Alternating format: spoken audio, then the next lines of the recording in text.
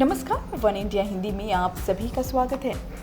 Corona काल के बीच आज देश भर में ईद उल अजहा यानी बकर ईद का त्यौहार मनाया जा रहा है। दिल्ली स्थित जामा मस्जिद में लोगों ने शनिवार सुबह नमाज अदा की।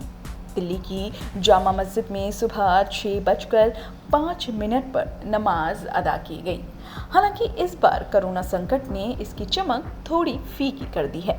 दिल्ली में मुस्लिम समुदाय के लोग जामा मस्जिद नमाज पढ़ने के लिए तो पहुंचे, लेकिन वो सोशल डिस्टेंसिंग का पालन कर रहे हैं और मास्क भी लगाए हुए हैं।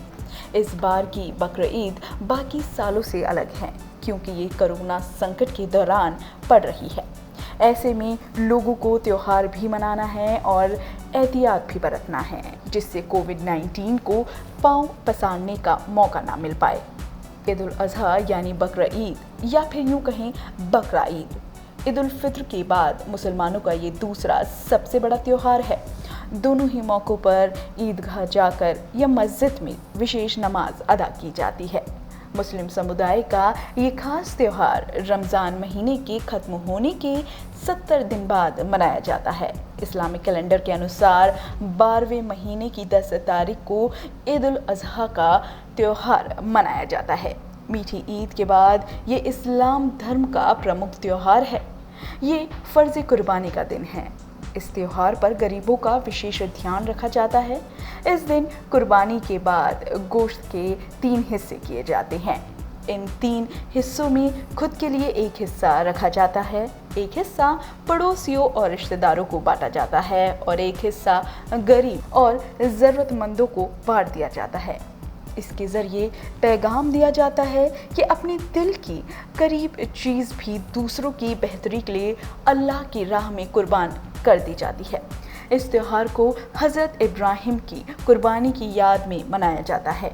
इसके बाद अल्लाह के हुक्म के साथ इंसानों की जगह जानवरों की कुर्बानी देने का सिलसिला शुरू किया गया। ऐसा पहली बार हो रहा है जब सामूहिक नमाज में करीब सभी लोगों ने मास्क पहना हुआ हो। क्योंकि ये कोरोना संकट का दौर है, ऐसे में लोग एहतियात बरत रहे हैं। नमाज पढ़ने के दौरान लोगों ने मास्क तो लगाया ही था, साथ में सोशल डिस्टेंसिंग का भी पालन कर रहे थे। आपको बता दें, राष्ट्रपति रामनाथ कोविंद ने ईद उल जुहा की पूर्व संध्या पर सभी देशवासियों को शुभकामनाएं दी थी और उनसे कोविड-19 महामारी से निपटने के लिए सभी नियमों और दिशा निर्देशों के पालन करने की अपील की थी। राष्ट्रपति ने अपने संदेश में कहा, ईद उल जुहा के अवसर पर मैं सभी देशवासियों को, विशेषकर मुसलमान भाइयों और बहनों को बधाई और शुभकामनाएं देता हूं।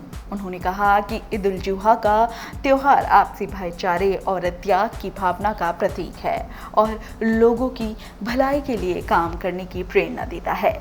राष्ट्रपति रामनाथ कोविंद ने कहा, आइए हम सब कोविड-19 महामारी से निपटने के लिए सभी नियमों और दिशा निर्देशों के पालन के संकल्प को दोहराएं। इसके साथ इस त्यौहार पर खुशियों को साझा करें और परस्पर सौहार्द को बढ़ावा दें।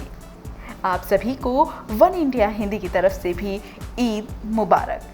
फिलहाल इस वीडियो में इतना ही, लेकिन देश दुनिया की तमाम बड़ी खबरों के लिए आप वन इंडिया हिंदी के साथ यूं ही बने रहिए।